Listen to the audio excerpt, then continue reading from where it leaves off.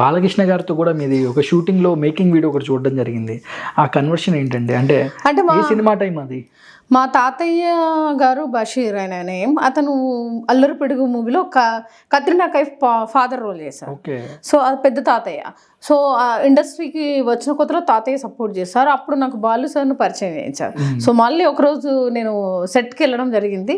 అప్పుడు సార్ ఇది ఒక బైక్ చేయండి అంటే ఇలా బుగ్గగిల్లి పోదాం పదమ్మా షార్ట్ రెడీ అవుతుందని అలా చెప్పాడు.